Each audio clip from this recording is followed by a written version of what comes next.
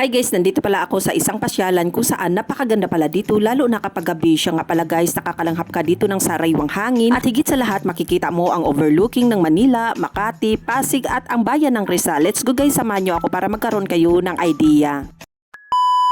Guys, mula Sukat Muntinlupa papuntang Tanay Rizal, binabaybay natin ang kahabaan ng kalsada mahigit 1 oras para makarating tayo sa ating destination.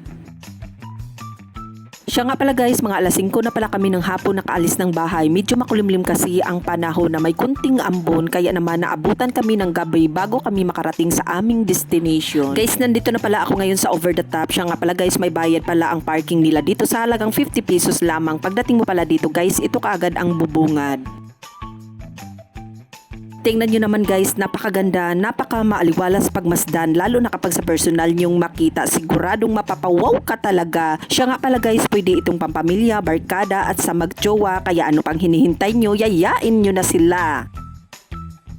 Sa totoo lang guys, ito talaga ang pinakagusto kong puntahan. Bukod kasi sa malapit lang sa city, nakakalanghap ka pa ng sariwang hangin, nai-enjoy mo pa ang sarili mo at higit sa lahat, nakaka-relax dahil sa napakagandang tanawin na hindi ka na gumagastos ng malaking halaga. Guys, ito pala ang over the top, napakaganda pala dito. Marami na ang nagasam-asam na balang araw makapunta sila dito. Siyempre guys, dinadayo pala ito ng ating mga kababayan sa iba't ibang bahagi ng lugar. Siya nga pala guys, sa halagang 50 pesos, sulit pala ang pagpunta mo dito dahil makikita mo ang napakagandang overlooking na puno ng liwanag ng ilaw. Sabayan pa ng malamig ng simoy ng hangin, kaya san ka pa, sulit talaga. Guys, pagdating pala dito sa loob, ito pala ang makikita mo. Maraming nagtitinda pala dito sa gilid. Napakalawak pala ng lugar na to at marami kang mapopwistuhan. Mamimili ka na lang kung saan mo gusto. Bukod kasi sa lahat, malawak din ang parking area nila dito, kaya no worries. By the way guys, first time ko palang pumunta dito. Napakalinis pala ng lugar nila dito at napakaganda ang pwesto. Pagdating naman pala sa banda guys, sulit